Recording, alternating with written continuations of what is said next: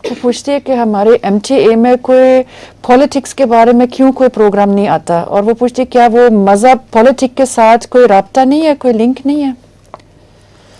MTA को हम politics से अलग ही रखते हैं। उसकी वजह यह है कि पॉलिटिक्स में किसी एक फरीक के हक में बात होगी और किसी और फरीक के ख़िलाफ़ हो जाएगी, और वो फिर आपस में मुखालफत उनकी वजह से हमारी शिकायतें शुरू हो जाती हैं।